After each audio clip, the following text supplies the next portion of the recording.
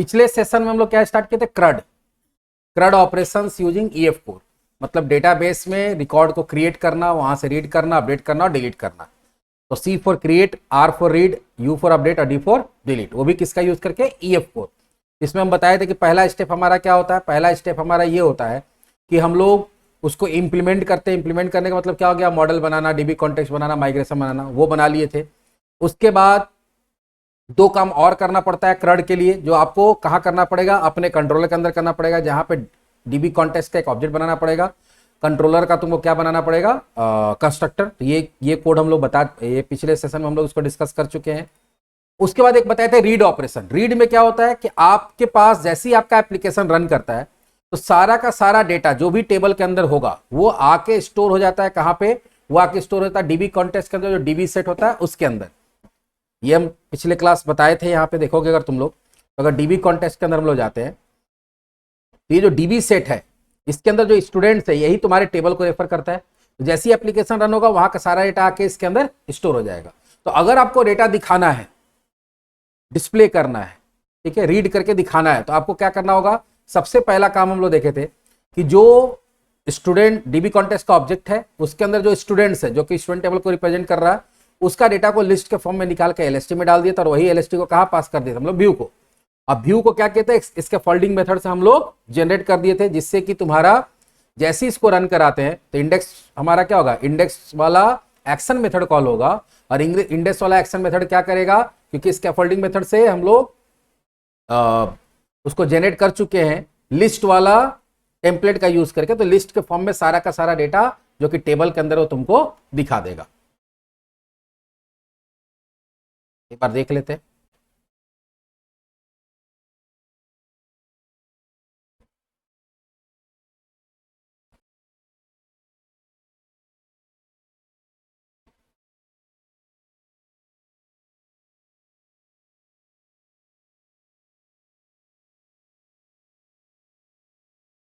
देखो यहाँ पे सारा डिटेल्स आ रहा है, लेकिन यहाँ पे ये तो सारा डिटेल्स को एक बार दिखा दिया। यहाँ पे कौन सा ऑप्शन होता है, डिटेल्स। डिटेल्स में क्या होगा, याद होगा तो हम लोग पहले भी बना चुके हैं इस तरह का, जब लिस्ट से बनाए थे। डिटेल्स में इस पर्टिकुलर स्टूडेंट का सारा डिटेल आ जाएगा। क्योंकि कभी कभी ऐसा होता है कि कॉलम्स बहुत सारा है, कॉलम्स क्या है, बहुत सारा है।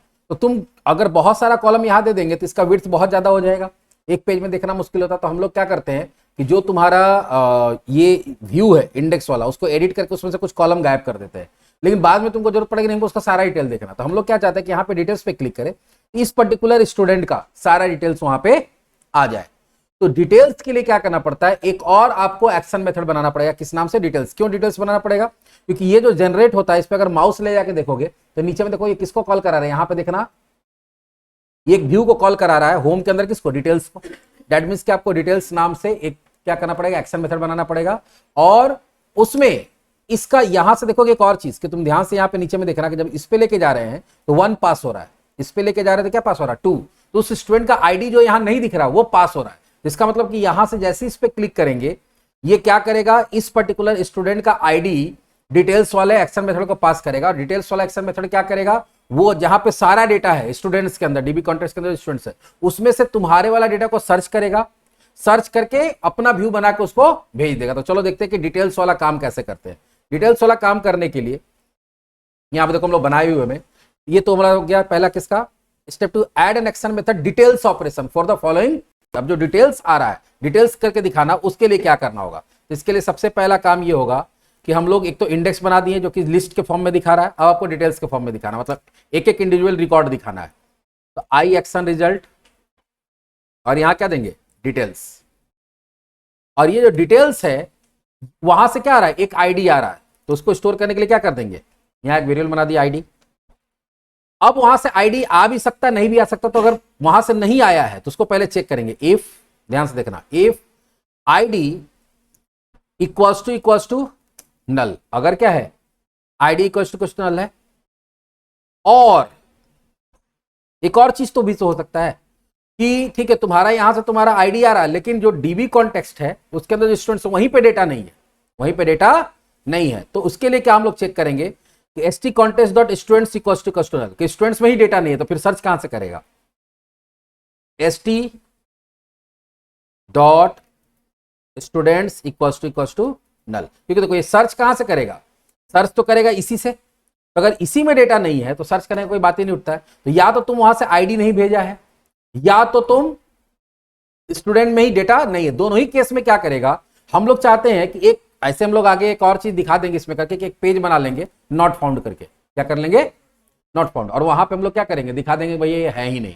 लेकिन फिलहाल अभी हम लोग क्या चाहते हैं कि एक आता है ना कि पेज नॉट फाउंड ऐसे करके एरर आ जाता है, वैसा कोई पेज आ जाता है। यहां पर हम लोग क्या करेंगे, रिटर्न एक नॉट फाउंड नाम का फंक्शन ही होता है इसके अंदर, कंट्रोलर क्लास के अंदर, क्योंकि आप देखोगे यहाँ पे कंट्रोलर क्लास को क्या किया, इनहेरिट किया ना, तो इसका फंक्शन सारा इसके अंदर अवेलेबल होगा। तो नॉट फाउंड क्या करता है, वही पेज नॉट फाउंड वाला पेज जो होता है वो आपको दिखा देगा। और अगर सब कुछ सही है तो पहला काम क्या होगा, इस आईडी के बेसिस पे, इस आईडी के बेसिस पे हमको क्या करना है, इस आईडी के बेसिस पे हमको उसको सर्च करना, कहां पे, स्टूडेंट्स के अंदर। तो हम लोग यहां पे करेंगे st.students. सर्च करने के लिए होता है फर्स्ट और डिफॉल्ट, फर्स्ट और डिफॉल्ट, और यहां पे एक लैम्डा स्टेटमेंट हम लोग दे देंगे या ये कंपैरिजन ऑपरेटर दे देंगे कि st का आईडी, या लैम्डा ही देते हैं, x.id, अब ये x क्या है भी बताएंगे, इक्वल्स टू आईडी। इसको हम लोग लैम्डा एक्सप्रेशन बोलते हैं, इस तरह का बहुत बार यूज किए हम लोग पहले भी। आईडी इसके पास नहीं है, क्यों नहीं आईडी भाई, आईडी नहीं होगा, रोल होगा, सॉरी। यहां पर हम लोग देखते हैं, यहां पे वेरिएबल का नाम क्या है, रोल होगा, वेरिएबल का नाम क्या है, रोल, तो रोल होगा। यहाँ आईडी की जगह पर हम लोग क्या करते हैं, जहां जहां आईडी यूज किया वहां क्या यूज कर लेंगे, रोल, रोल, रोल, यहां पे भी रोल। देखो ये क्या करेगा, स्टूडेंट्स के पास तो बहुत सारा रो होगा जितना भी है, तो ये एक्स जो होगा ये रिप्रेजेंट करेगा स्टूडेंट को, स्टूडेंट्स में से एक रिकॉर्ड सर्च करेगा, किसका, जिस स्टूडेंट का रोल इक्वल टू जो यहां से रोल आया है, अगर वो मैच करता है तो उसको रिटर्न करेगा, रिटर्न करेगा। तो यहां पे हम लोग क्या करेंगे, वेर stu बना लिए। तो अब क्या था कि इसके पास तो सारा है, सारा में से रोल नंबर के बेस पे सर्च करके एक ठो इसके अंदर डाल देगा, एक स्टूडेंट का डिटेल, और इसी स्टूडेंट का डिटेल को हमको कहां भेज देना है, इसी स्टूडेंट के डिटेल को हमको भेज देना है, तो इसी स्टूडेंट के डिटेल्स को हमको भेज देना व्यू के पास। तो व्यू के पास भेजने के लिए हम लोग क्या करते हैं, रिटर्न व्यू, VIEW, और यहां पे क्या पास कर देंगे, STU। इसको ध्यान से समझ लिए, फिर से रिपीट कर रहे हैं। डिटेल्स का मतलब क्या होता है, डिटेल्स का मतलब होता है कि कोई एक पर्टिकुलर रिकॉर्ड का सारा डिटेल एक जगह दिखाना। तो उसके लिए जब वहां पर हम लोग डिटेल्स पे क्लिक करेंगे तो वो किसको कॉल कर रहा है, डिटेल सेक्शन मेथड को, और वहां से पास करें कि रोल नंबर, तो उस रोल नंबर को यहां स्टोर कर लिए। यहां पर हम लोग स्टोर देख रहे हैं कि भैया कहीं ऐसा तो नहीं कि वहां से रोल नंबर आया ही नहीं है, तो नहीं आएगा तो क्या होगा, नल। लेकिन एक चीज और इसमें करेंगे, नल नहीं होता, वो जीरो हो जाएगा, लेकिन अभी फिलहाल नल मान के चलते हैं। और दूसरा ये भी चेक कर रहे हैं कि जहां से डेटा हमको सर्च करना है वो भी नल नहीं होना चाहिए, मतलब उसमें भी डेटा आया हुआ होना चाहिए। अगर ये दोनों में से कोई भी एक कंडीशन ट्रू है तो रोल नंबर नल है या इसमें डेटा ही नहीं है, तो ये क्या करेगा, पेज नॉट फाउंड का एरर आ जाएगा। और अगर सब कुछ सही है तो यहां आएगा, सारा डेटा कहां है, कॉन्टेस्ट, स्टूडेंट डीबी कॉन्टेस्ट के अंदर, स्टूडेंट्स के अंदर जो डीबी सेट का ऑब्जेक्ट है उसमें हम लोग सर्च कर रहे हैं फर्स्ट और डिफॉल्ट, मतलब जो भी पहला रिकॉर्ड मिल जाए, किसका, जिसका रोल नंबर वही है जो कहां से आया है, यहां से आया है। ये सर्च करके एक स्टूडेंट डिटेल इसमें डाल दिया एज ए स्टूडेंट क्लास का ऑब्जेक्ट, और उसको हम लोग यहां पे पास कर दे रहे हैं। अब इसका काम क्या है, दिखाना। तो दिखाने के लिए तुम मैनुअल कोडिंग भी कर सकते हो, मैनुअल कोडिंग नहीं करना चाहते हो तो जैसे लिस्ट का टेम्पलेट होता है वैसे ही डिस्प्ले डिटेल्स का भी टेम्पलेट होता है स्कैफोल्डिंग में। तो फिलहाल हम लोग क्या यूज करेंगे, टेम्पलेट ही यूज करेंगे। कैसे टेम्पलेट यूज करेंगे, तो यहां पे कहीं पे भी इसके अंदर राइट क्लिक करेंगे, ऐड व्यू, खुद से बनाना रहता तो एम्प्टी लेते हैं, और अगर अपने आप कोड चाहिए तो क्या लेते हैं, रेजर व्यू, यहां पे ऐड कर देंगे।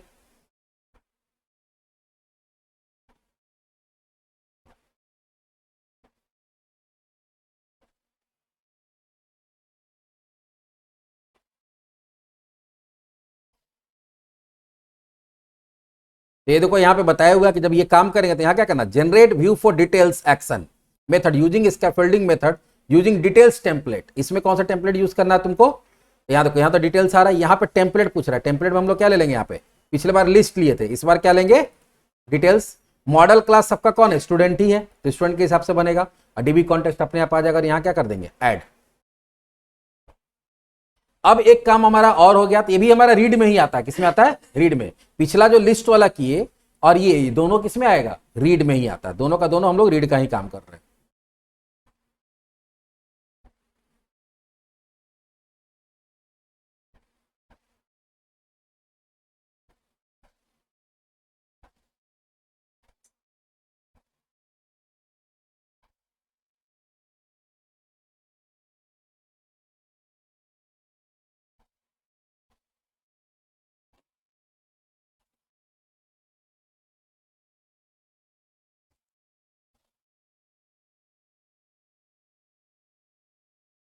देखो ये बन गया।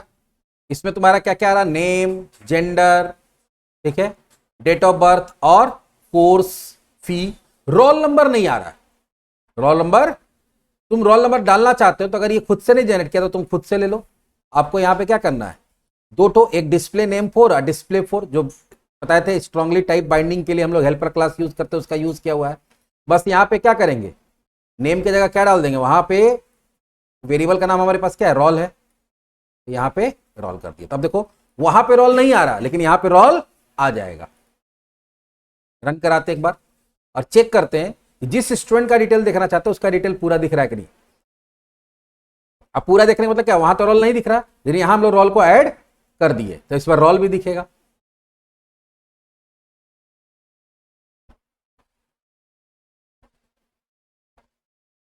ये खुला। अब विनीता कुमारी को हमको डिटेल्स देखना है, यहां डिटेल्स में चले जाएंगे, लेकिन डिटेल्स आया नहीं। एक्चुअली देखो दिक्कत क्या है, यहां से जब हम लोग पास कर रहे हैं तो यहां क्या लिख के पास कर रहा है, एसपी रूट आईडी होता है, तो यहां से वो वहां पे वो आईडी ही समझता है।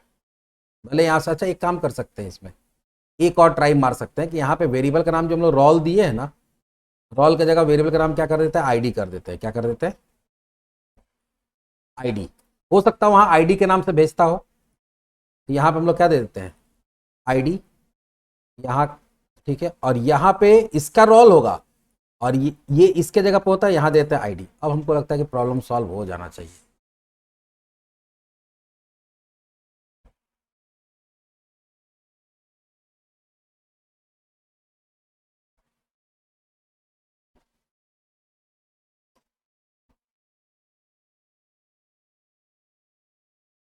सिम सिम आ गया, समझ में आ गया। देखो प्रॉब्लम कहां था, प्रॉब्लम ये था कि हम लोग यहां पे वेरिएबल किस नाम से बना लिए थे, यहां पे वेरिएबल हम लोग बनाए थे रोल, और यहां पे क्वेश्चन मार्क भी नहीं थे। क्वेश्चन मार्क का भी बता देते क्या काम होता है, हम लोग ऐसे बनाए हुए थे। प्रॉब्लम कहां है, इसमें हो क्या रहा था कि यहां पे बार बार नल या जीरो आ रहा था। क्यों आ रहा था बता रहे हैं, यहां से जब व्यू में पास कर रहे हैं हम लोग, यहां से क्या लिखा हुआ, एसपी रूट आईडी, एक यहां पे प्रॉपर्टी है, उसके थ्रू भले वैल्यू आ रहा है रोल का, लेकिन वो जाएगा किस रूप में, आईडी के रूप में। तो यहां पे जो वेरिएबल बनता है यूआरएल के अंदर, क्वेरी स्ट्रिंग के अंदर, वो आईडी के नाम से बनता है। क्या बनता है, आईडी के नाम से। और हम लोग ये पढ़े पहले भी कि जिस नाम से डेटा पास होता है एक्शन मेथड में, उसी के नाम से वेरिएबल बनाना पड़ता है। तो हम लोग को यहां पहले क्या करना पड़ेगा, आईडी करना पड़ेगा।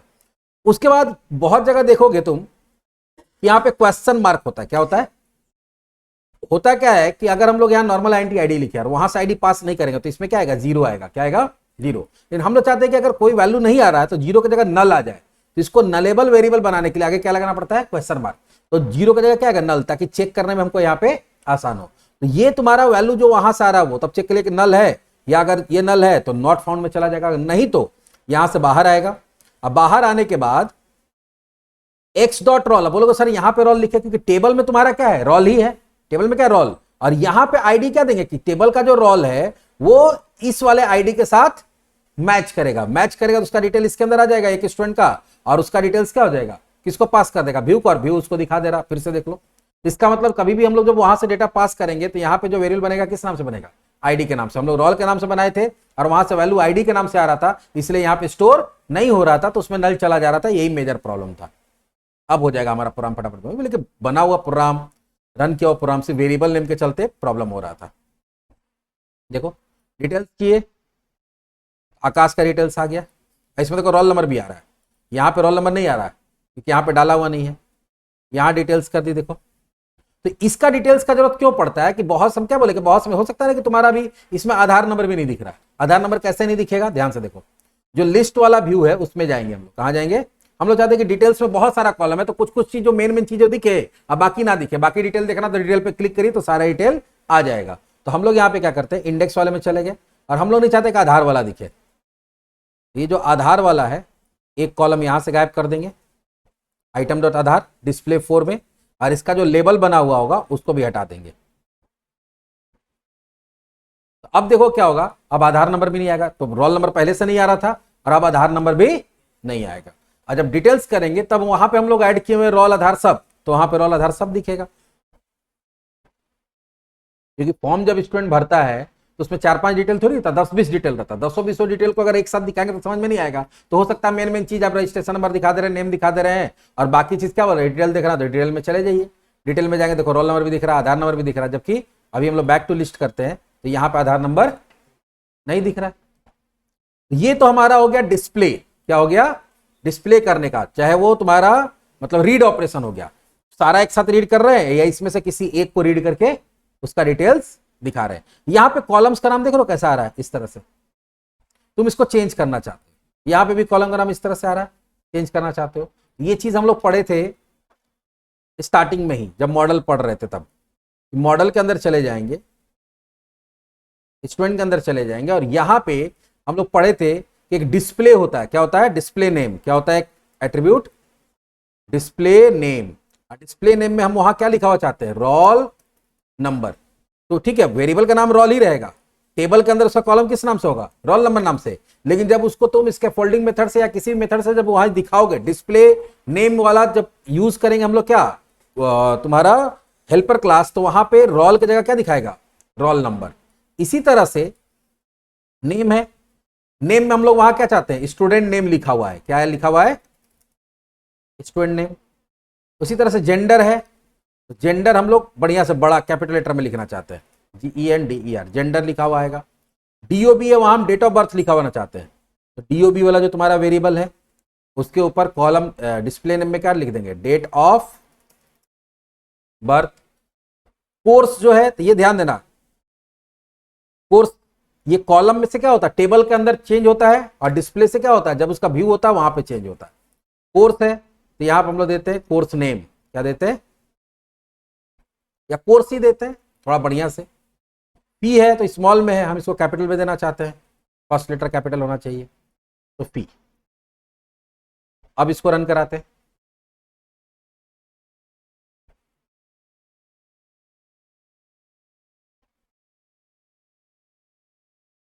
एडिट भी हो जाएगा, डिलीट भी हो जाएगा। अब जो प्रॉब्लम समझ में आ गया तो फटाफट हो जाएगा।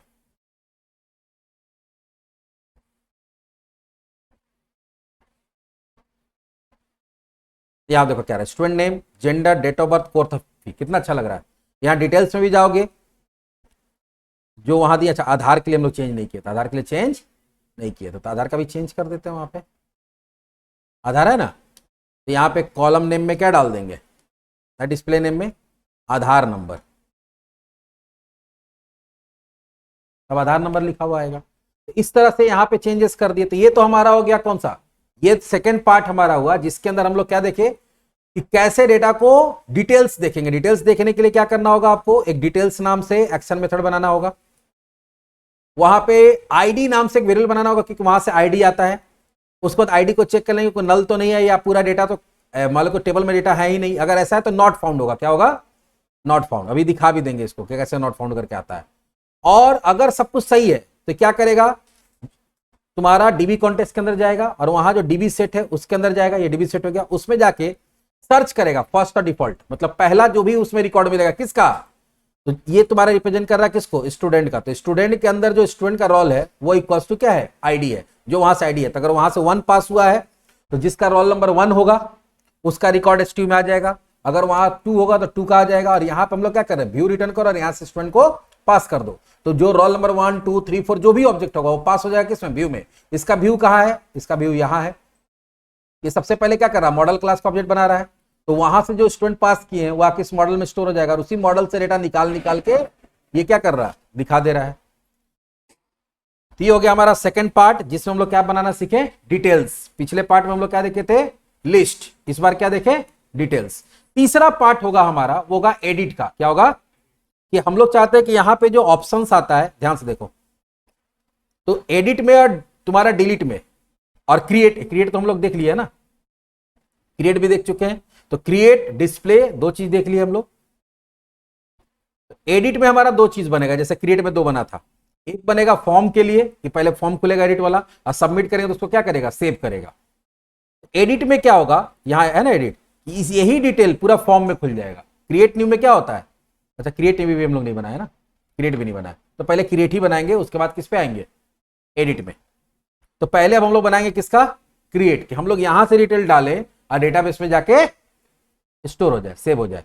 तो इसके लिए क्या करना है, चलिए देखते हैं अगला सेशन में, अगला वीडियो में।